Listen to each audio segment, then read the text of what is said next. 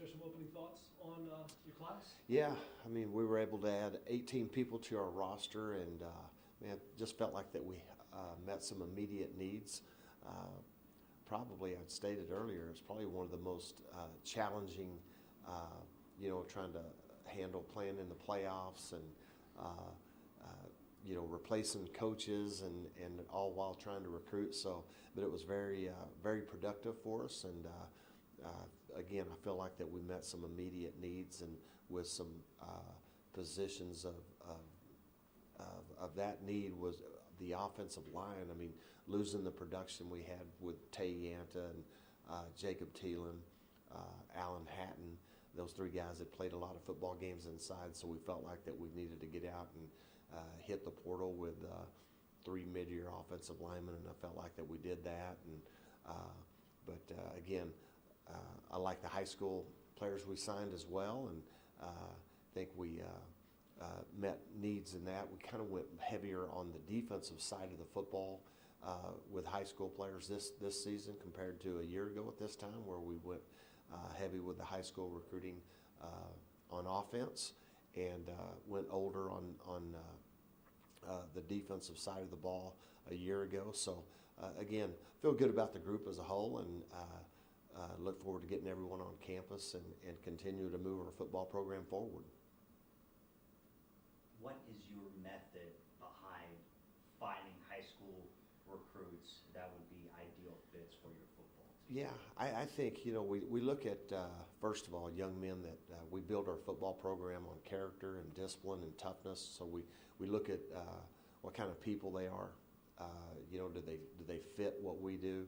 We're going to build a program around discipline and toughness. I mean, are they young men that, take care of their business, whether it be academically, community involvement? What are some of those attributes that they possess that we think will transition to being a great fit here at ACU?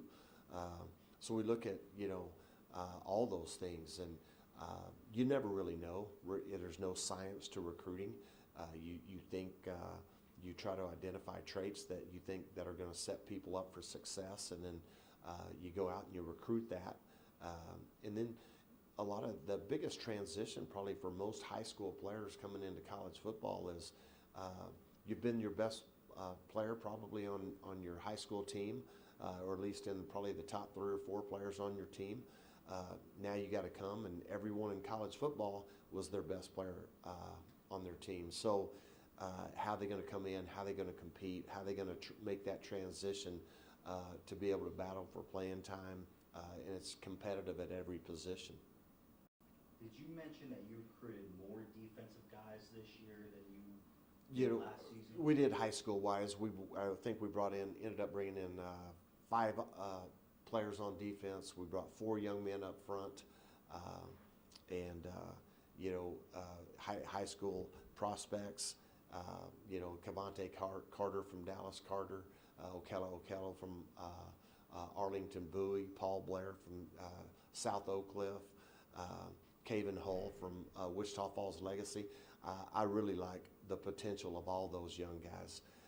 They possess a lot of the same characteristics that Jerry Lawson and David Oakey had, losing those 2 guys through the portal here mid-year. I just think that they possess an athleticism that is going to transition well to what we do on defense.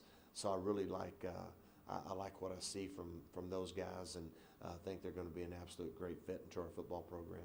The talent that you've been able to develop here, the success from last season, it really shows that.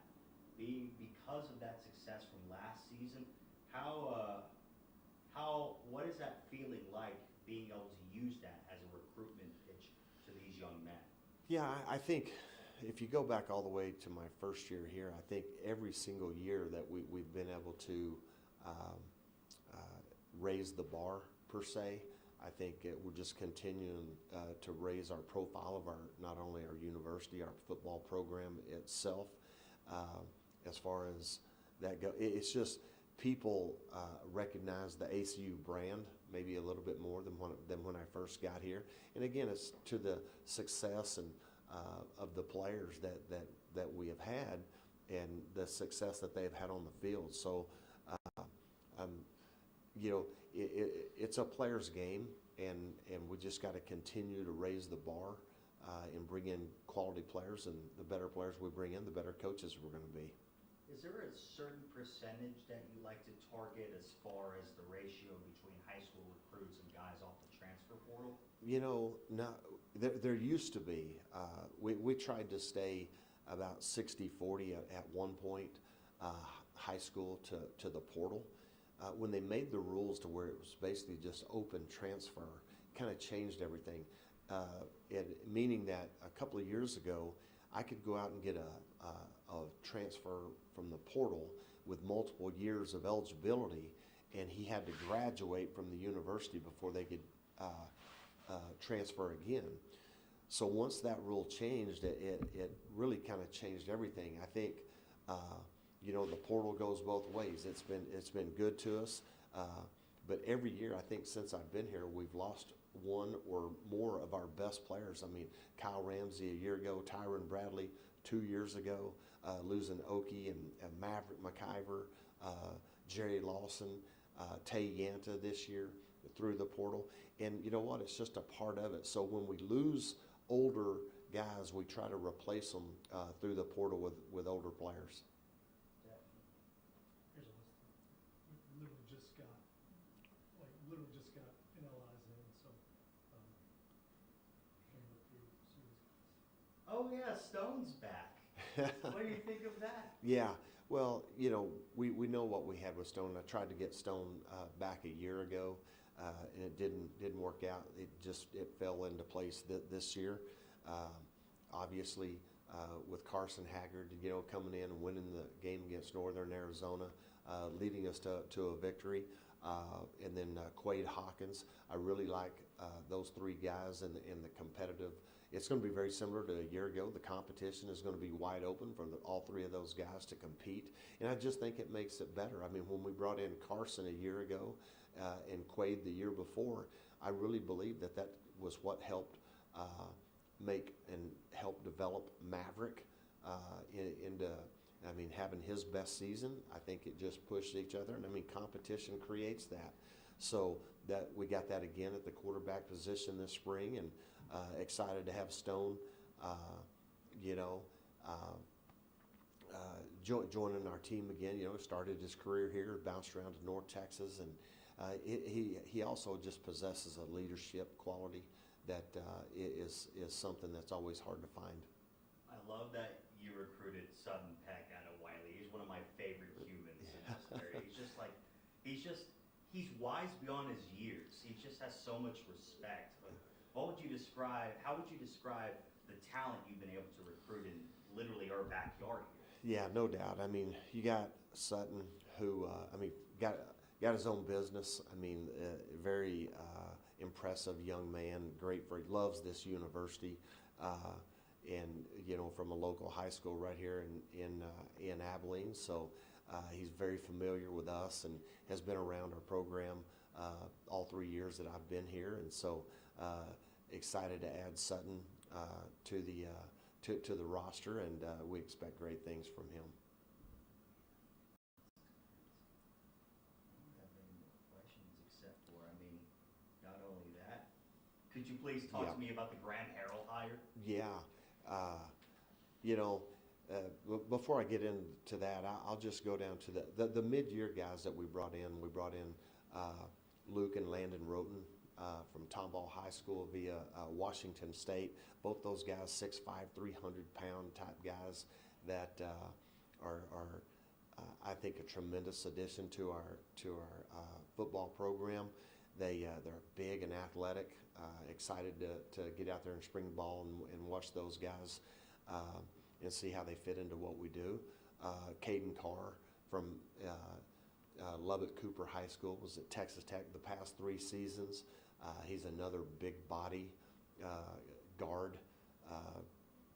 Plays 6'5", 300 plus pounds. I mean, so just when I didn't think that we could get bigger than what we were a year ago, I think we may have gotten bigger than what we were a year ago. So again, Caden Carr. You mentioned Stone Earl, a mid-year guy. Cortland Rousaw from North Texas, a young man on defense. I mean, he's every bit a 6'3", 6'4", big defensive tackle that can help fill that void left by Jerry and David Oakey. I'm excited about him. He's coming off an injury from North Texas a year ago, but man, we had great success bringing in Chris Wright and Kagan Roach a year ago as well. You know, Zion Fonua is a young man that's a linebacker transfer. He's a Euless Trinity kid. We had recruited him a couple of years ago. He's an All-American linebacker at Tyler Junior College and ended up going to Eastern Michigan. So extremely excited about him. And, you know, and everything that he brings to the table. And I just think that those mid-year guys are going to really be a valuable asset to our program. Actually, you know what, Coach, how long does it take to develop, like you said, like that one player that you mentioned, you had years of relationships with this guy. How long does it take to develop that for, you know, these guys to come here? Yeah, you know, I think it's, I really just look for certain characteristics. I mean, what's really worked out well for us is just finding people that, you know, we're trying to be everything that college football is really not right now. I want to go the opposite direction. I'm looking for young men that still are looking to get an education, young men that are still, they just want an opportunity to play. And I think when you find that guy, I think then that's when you start trying to really build upon the relationship that you have with them. But it's more about listening for what they're looking for. Sometimes you can sit and spend all your time talking to young men about what they you know, are looking, or what, you know, what we want from them, but what are they looking for? And I think that's where you know, we've done a really good job of making sure that the young men that we do identify, when we recruit them, they're great fits.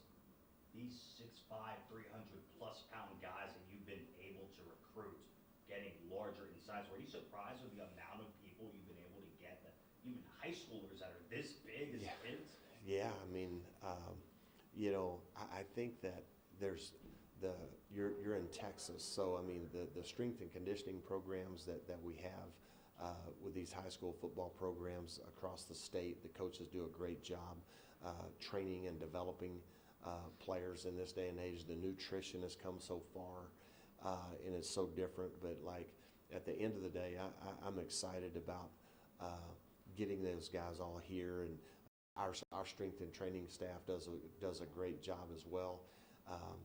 You know, if you look at guys like, even keep going back to Jerry and David.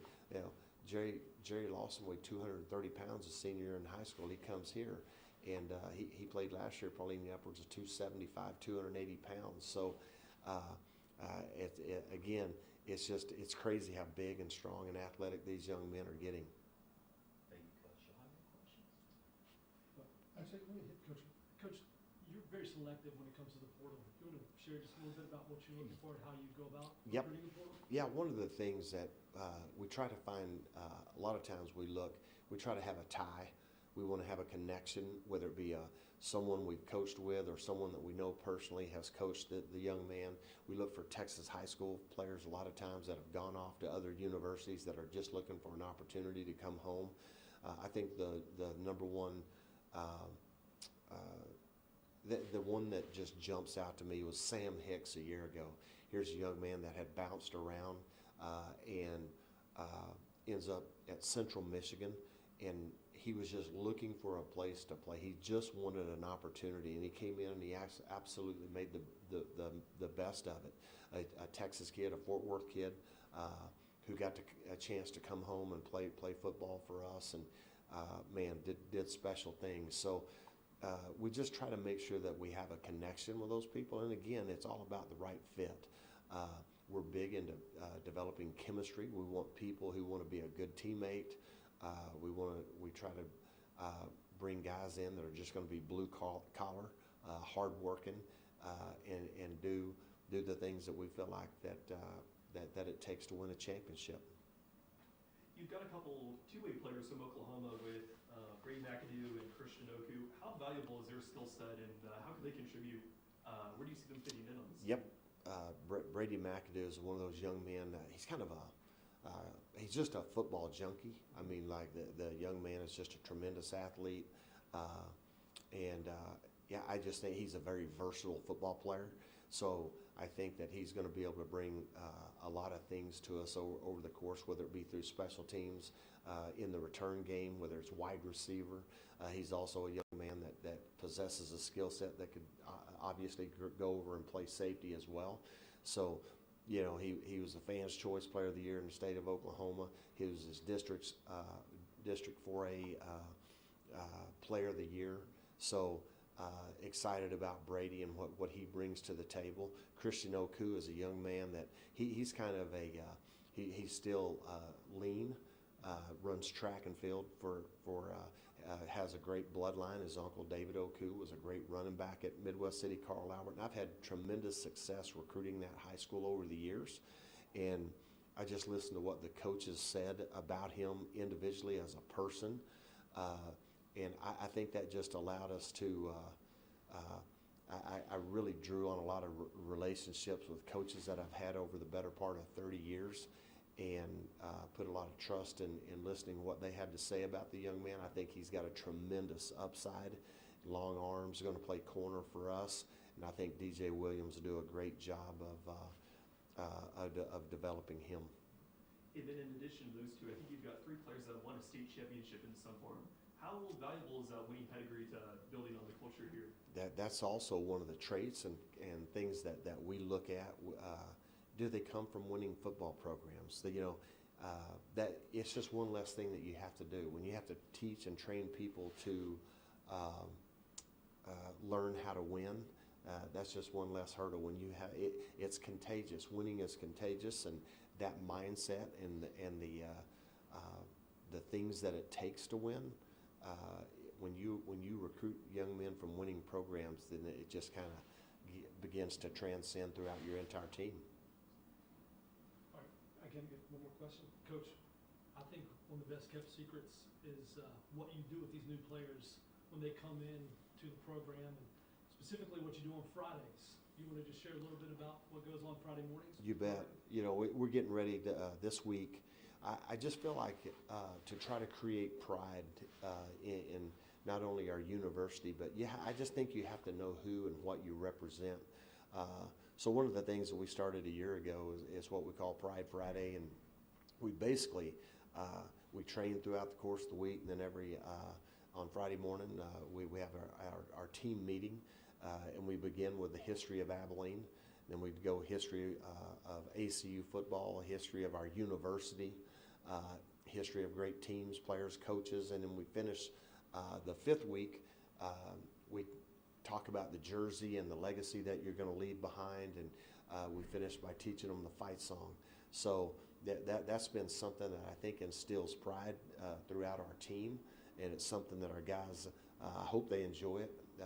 Because I think if I'm going to wear Abilene across my chest, or I'm going to wear this ACU logo on my chest, I think it's very important to understand what you're wearing and what you're representing. And it's been something that I feel like has instilled pride within our players, and it's something that this year I'm going to take it a step farther when we bring in new people in May, and these new high school players that we've been talking about. When we bring them in, we're going to have the older guys take them through that same program, and then eventually we'll finish it with learning the fight song. Yeah. No, I didn't. Yeah. Well, yeah. I'll go to say this. I mean, back to your question about Graham Harrell. I just felt like, when in replacing an offense coordinator, I really appreciate Rick Bowie and what he did for our program a year ago. He did everything that we asked him to do. We wanted to be explosive on offense, and we checked that box. And so I just sat there, and when you are getting ready to replace an offensive coordinator, you go, okay, man, what are we comfortable with running offensively? Our personnel, we got 3 quarterbacks that have been air raid type quarterbacks. So I had pretty much made my mind up that I kind of want to stay in that realm, because it just is going to expedite the learning curve for our players. The language may be a little bit different, but on the same hand, I just feel like it'll be a smooth transition.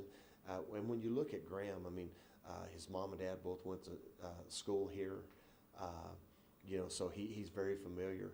His brother Clark played here after transferring from the University of Tulsa for Chris Thompson.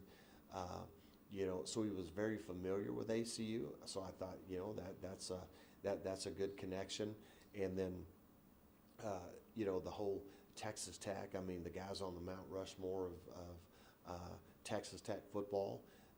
He's was a great high school player in this state. His father was a great high school coach, and it just opens so many doors for our program to go into, to be able to. I mean, when he walks into any program, everyone's going to be familiar with